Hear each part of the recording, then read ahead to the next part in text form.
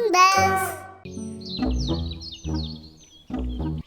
आ गए सरकारी घर लेने। हम गरीब है कालू भैया, बस बच्चों के लिए एक छत चाहिए।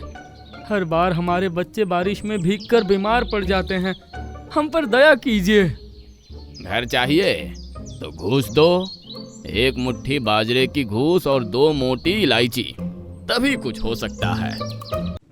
बरसात आने ही वाली थी। बादलों की गड़गड़ाहट और पेड़ों की हिलती टहनियां बता रही थी कि अब ज्यादा दिन नहीं बचे। गोरी और भूरा, 2 प्यारे चिड़िया पति पत्नी और उसके 2 बच्चे एक पेड़ की शाखा पर बैठे सोच में डूबे थे। सुनो भूरा, हर साल बारिश आने पर हम लोग भीग जाते हैं और हमारे बच्चे बारिश की वजह से बीमार पड़ जाते हैं। इस बार तो घर पक्का होना चाहिए। बिल्कुल सही कहा गोरी, इस बार हम सरकारी घर लेंगे। सुना है जंगल पंचायत ने नई योजना निकाली है, हर चिड़िया को सरकारी घर। दोनों पंख फैलाए उड़ते हुए सरपंच तोताराम के ऑफिस की ओर जा रहे थे। रास्ते में उन्हें मीनू मौसी मिलती है, जो एक पेड़ की डाली पर बैठी होती है। अरे वाह, इतनी सुबह सुबह दोनों पति पत्नी कहाँ जा रहे हो? बस मीनू मौसी, बरसात आने वाली है और अब की बार बच्चों के साथ खुले आसमान के नीचे भीगना नहीं है। सोचा है सरपंच तोताराम से मिलकर सरकारी घोंसले के लिए अर्जी डाल दें। अच्छा, मतलब सरकारी घर का सपना देख रहे हो? फिर तो ब्रोकर कालू भी मिलेगा रास्ते में। बिना घूस के तो वो एक तिनका ना हिलाता। पता है मीनू मौसी, पर कोशिश तो करनी ही होगी। हर साल बच्चे बारिश में बीमार पड़ जाते हैं, कम से कम बच्चों के लिए तो एक पक्का घर होना ही चाहिए। इस बार जुगाड़ नहीं, हक चाहिए। चलो भूरा, देरी हो रही है। गोरी और भूरा फिर से उड़ान भरते हैं और मीनू मौसी उन्हें जाते हुए देखती है और सोचती है, काश ब्रोकर कालू ना होता तो आज मेरा भी एक सुंदर सा घर होता। बारिश के मौसम में हर साल यूं भीगना ना पड़ता। भूरा गोरी दोनों उड़ते हुए पहुँचे सरपंच तोताराम के ऑफिस, जो एक पुराने बरगद के पेड़ के नीचे था। सरपंच जी नमस्ते, हम भी एक सरकारी घर के लिए आवेदन देना चाहते हैं। बरसात आने वाली है और हमारे पास रहने को घर नहीं है। हर साल बारिश में हम अपना सब कुछ खो देते हैं। हमें भी सरकारी आवास की योजना के तहत घर दिया जाए। देखिए, योजना तो सबके लिए है, लेकिन रास्ता आसान नहीं है। पहले ब्रोकर कालू से मिलिए, वही सब फॉर्म भरवाता है और काम करवाता है। अरे, सरकारी योजना है या घूस योजना? सरकारी योजना का लाभ लेने के लिए पहले कागजी प्रक्रिया पूरा होना जरूरी है। बिना कागजी प्रक्रिया के कोई भी योजना का लाभ नहीं मिल सकता। इसके लिए तुम्हें ब्रोकर कालू से मिलना ही पड़ेगा। मजबूर होकर भूरा और गोरी पहुंच गए ब्रोकर कालू के ऑफिस।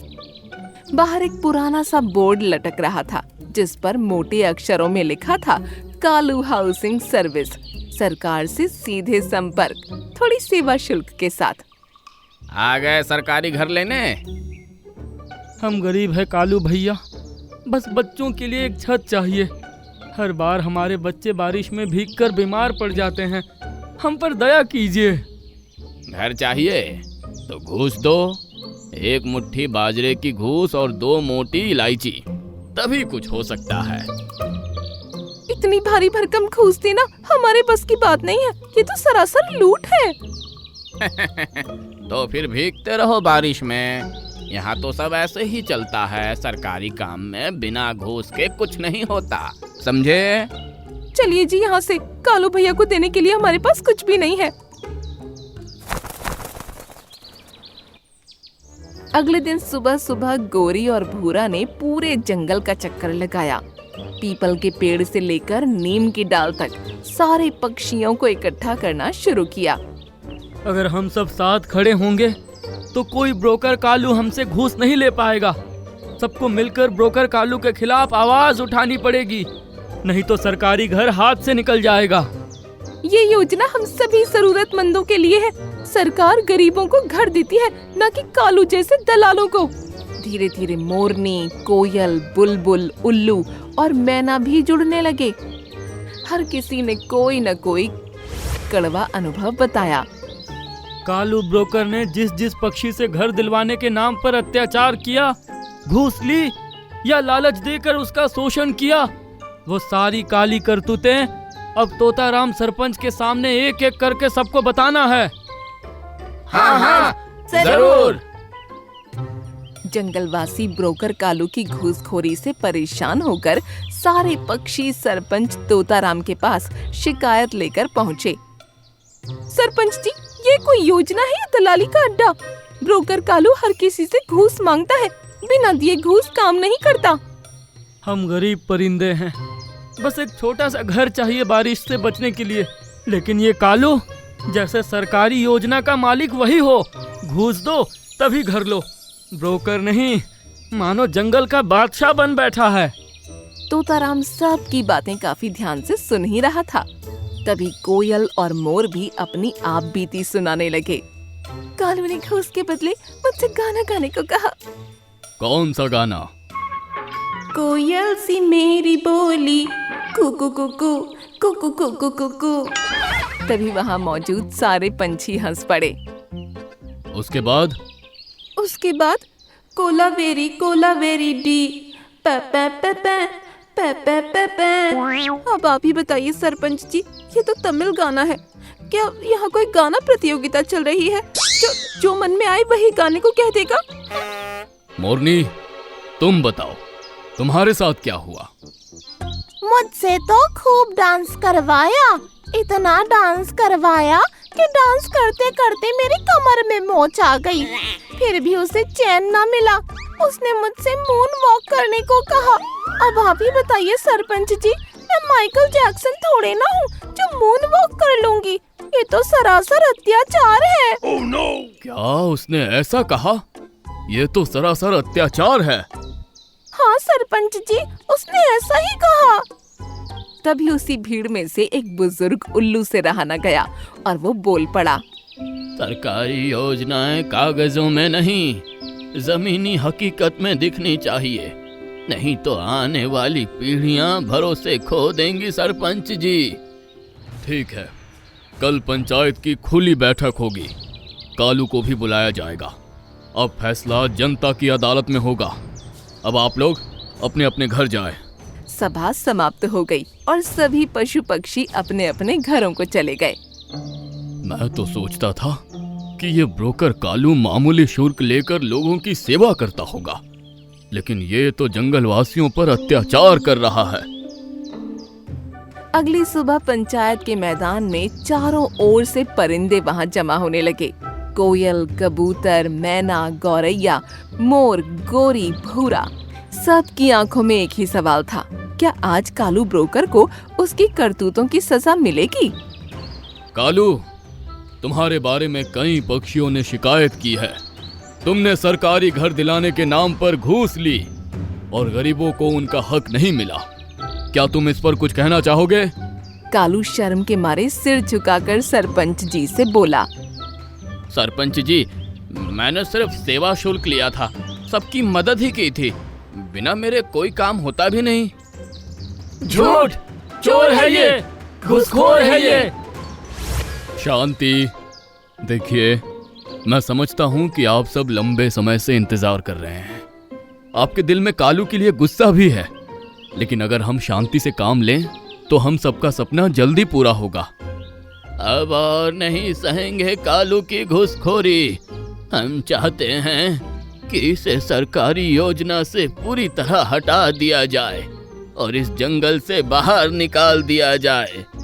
हाँ हाँ, सही कहा, भगाओ इस घूसखोर को यहाँ से। हमने निर्णय लिया है कि कालू को बिचौलिए की जिम्मेदारी से तुरंत हटाया जाता है। वो किसी भी सरकारी योजना में हिस्सा नहीं ले सकेगा और उसे ये जंगल तुरंत छोड़ना होगा। सरपंच जी, क्या मुझे अपनी सफाई में कुछ कहने का मौका नहीं मिलेगा क्या? मुझसे जो भी हुआ वो लालच में आकर हुआ। क्या एक आखिरी मौका नहीं मिल सकता? मैं सुधार करना चाहता हूँ। तोताराम सरपंच ने कठोर स्वर में कहा। तुम्हारी भलाई इसी में है कि जितनी जल्दी हो सके ये जंगल छोड़कर चले जाओ।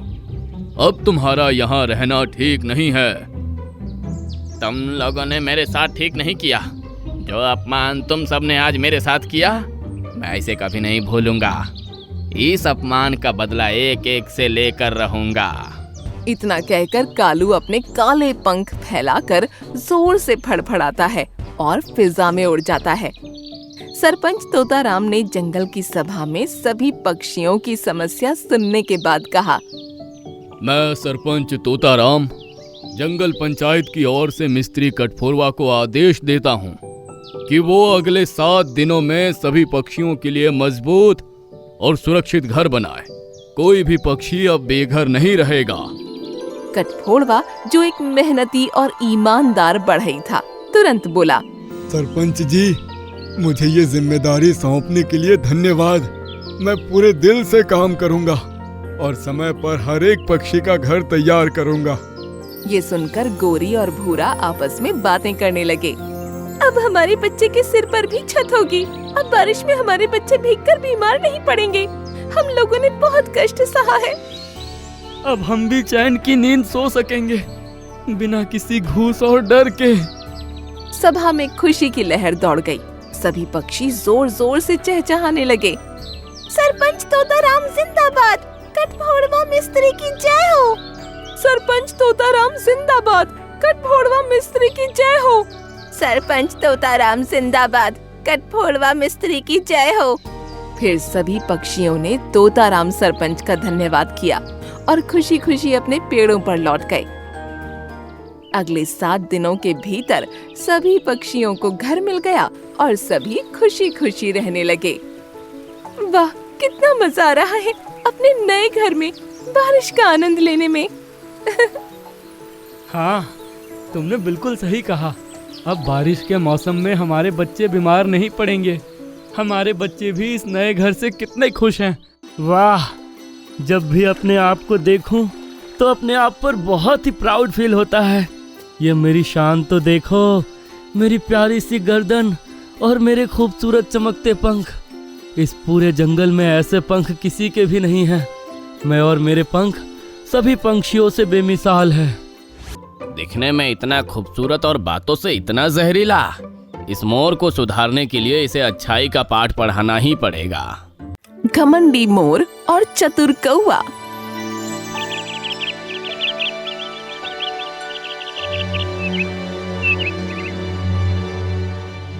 बर्डलैंड जंगल में राजा ईगल के शासनकाल में वहाँ के पंछियों की जिंदगी बहुत खूबसूरत थी। यहाँ हर पंछी की अपनी एक अहम भूमिका थी, जो इस जंगल की खूबसूरती में 4 चांद लगाती थी। इस जंगल में एक मोर भी था, जो दिखने में खूबसूरत था। उसके पंख सूरज की रोशनी में किन्हीं हीरों की तरह चमकते थे। यही वजह थी कि मोर की खूबसूरती की चर्चा आसपास के जंगलों में भी बहुत हुआ करती थी।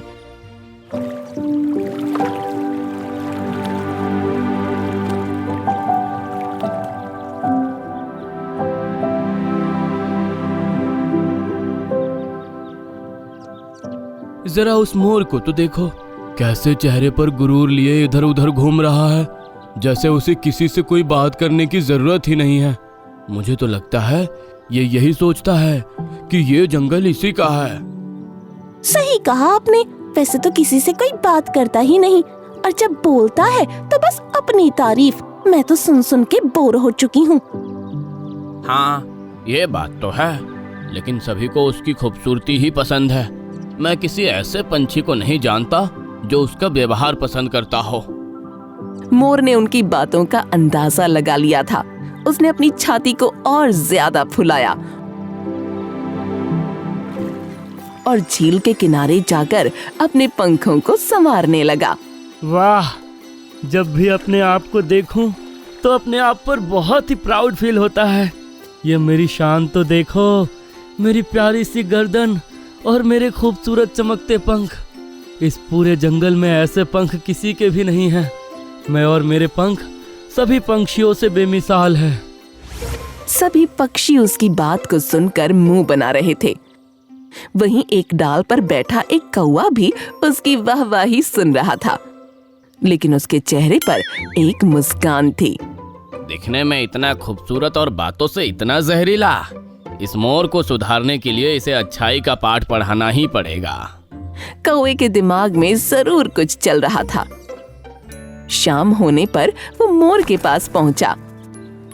जंगल के सबसे प्यारे, खूबसूरत और महान पंछी सिर्फ आप ही हैं। समझ नहीं आता कि आपकी खूबसूरती में क्या ही बोलूं। ये सुनकर मोर के चेहरे पर आया गुरूर और ज्यादा बढ़ गया। बहुत बहुत शुक्रिया काले कौवे, तुम भी यही सोचते होगे ना कि तुम भी काश मेरी तरह खूबसूरत होते। तुम्हारे पंख भी मेरे पंखों जैसे सबसे खूबसूरत होते हैं। हाँ, मैं तो सच में यही सोचता हूँ, लेकिन जंगल के बाकी पक्षी शायद नहीं सोचते, क्योंकि वो ऐसी मेरी तरह आकर तुम्हारी तारीफ नहीं करते ना। हाँ, ये बात तो सही है। हो सकता है वो मुझसे जलते हैं या फिर मुझे जंगल का सबसे खूबसूरत पंछी समझते ही नहीं। अगर ऐसा है तो क्यों ना तुम उनको साबित करके दिखा दो कि तुम ही जंगल में सबसे खूबसूरत पंछी हो। ये सुनकर मोर ने अपनी आंखें छोटी करते हुए सवाल किया। वो कैसे भला?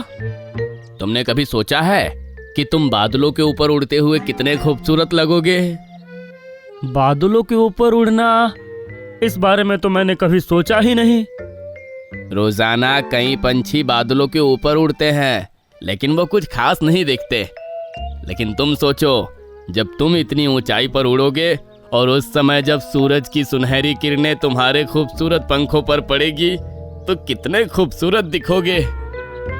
तुम्हारा ये आइडिया तो मुझे बहुत अच्छा लग रहा है। अगर मैं बादलों के ऊपर उड़ूंगा तो सब समझ जाएंगे कि मैं ही इस जंगल का सबसे सुंदर पक्षी हूँ। तो ठीक है, कल सुबह की पहली किरण के साथ ही तुम सबको ये कारनामा करके दिखा देना। मैं सबको झील के किनारे जमा कर लूंगा। हाँ, तय रहा। ये सुनकर कौवा मुस्कुराया और फिर वहां से चला गया। अगली सुबह, कालू भैया, आप हम सभी को यहाँ क्यों लाए हो? हाँ, जरा बताइए क्या खास बात है? तभी मोर सबके सामने आया। आज सभी देखेंगे मेरी खूबसूरती का एक खास नमूना। ये कहकर वो एक टीले पर चढ़ा और अपने पंख फैलाकर टीले से कूदा। उसने पूरी शक्ति के साथ अपने पंखों को फड़फड़ाया, लेकिन उसके भारी पंख उसे ऊपर ले जाने की जगह जमीन पर लेकर आ रहे थे। अरे, ये क्या हो रहा है? उसने पंखों को पूरी ताकत से फड़फड़ाया, लेकिन ऊपर जाने की जगह वो धड़ाम से अपने मुंह के बल जमीन पर आ गिरा। बाज और चील ने अपने पंखों में अपना मुंह छिपाया और हंसने लगे। वहीं टीनू चिड़िया और मैना के मुंह से भी हंसी फूट पड़ी। तोता कौवे को इशारा करके आंख मारते हुए हंसने लगा। तभी ईगल राजा भी वहां आ पहुंचे। क्या चल रहा है? तुम सब इस तरह से क्यों हंस रहे हो? ईगल राजा, मोर ने अपने सबसे खूबसूरत पंखों के साथ उड़ने की कोशिश की और मुंह के बल जमीन पर आ गिरा। बहुत घमंड था ना अपने ऊपर। अहंकारी को कभी न कभी हार का मुंह देखना ही पड़ता है। लेकिन तुमको उड़ने की क्या सूझी थी मोर?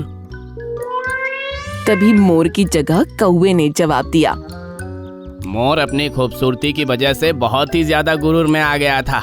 इसका कहना था कि ये जंगल का सबसे खूबसूरत और काबिल पंछी है। इसी वजह से ये किसी से बोलना भी पसंद नहीं करता। जिन पंखों की वजह से ये अपने आप को सबसे ऊपर समझ रहा था, मैंने बस यही कहा कि इन पंखों के जरिए तुमको बादलों के ऊपर जाकर सबको दिखाना चाहिए और साबित करना चाहिए कि तुम जो भी सोचते हो और करते हो वो सब लाजमी है। उम्मीद है आज इसको समझ आ गया होगा कि ऊपरी सुंदरता से ज्यादा अंदरूनी सुंदरता, अच्छा स्वभाव और काबिलियत ज्यादा मायने रखती है। इस पर मोर ने अपना सर झुकाया और बोला, मैं आप सभी से माफी मांगता हूँ। मुझे समझ आ गया है कि मेरे घमंड ने मुझे अंधा कर दिया था। मैं सोचता था कि मेरी सुंदरता मुझे श्रेष्ठ बनाती है, पर आज मैंने सबको दिखा दिया कि मैं कितना मूर्ख हूँ। इस पर ईगल राजा ने हल्के से मोर के कंधे पर अपने पंख को रखते हुए कहा, असली खूबसूरती खूबसूरत पंखों या रंगों से नहीं, बल्कि दया की भावना, मीठी जुबान और दूसरों के लिए दिल में सम्मान से आती है। इस बात को हमेशा याद रखना। ये सुनकर मोर ने हाँ में सर हिलाया। कुछ देर बाद वो तोते के पास पहुंचा और बोला, मिठू, तुम डाल पर बैठे हुए कितने प्यारे लगते हो। पता है, तुमको तो शहरों में भी लोग अपने घरों में रखते हैं, क्योंकि तुम बहुत खूबसूरत हो और अच्छा बोलते हो। ये सुनकर तोता हैरानी से बोला, मोर, तुम मेरी तारीफ कर रहे हो? हाँ, क्योंकि तुम तारीफ के काबिल हो। वाकई, तुमसे ये सुनकर बहुत खुशी हुई मोर।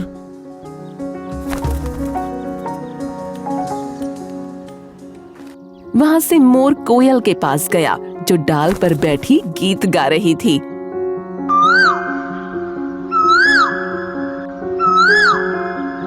कोयल, तुम्हारी आवाज बहुत प्यारी है। जब भी तुम्हारा गाना कानों में जाता है तो दिल को बहुत सुकून मिलता है। ओ प्यारे मोर, तुम्हारा बहुत शुक्रिया। मैं खास तुम्हारे लिए और अच्छा गाती हूँ। ये कहकर कोयल गाना गाने लगी और मोर उसे सुनने लगा। अब सभी को मोर का स्वभाव अच्छा लगने लगा था। वो सभी से अच्छे से बात करता और सभी पंछी इस बात का श्रेय कौवे को दे रहे थे, क्योंकि उसी की वजह से मोर ने सीखा कि असली सुंदरता अंदर से होती है, बाहरी दिखावा किसी काम का नहीं। दया और सम्मान सबसे सुंदर गुण हैं जो आपको खूबसूरत बनाते हैं। और इस तरह बर्डलैंड जंगल पहले से भी ज्यादा खूबसूरत और शांत दिखने लगा।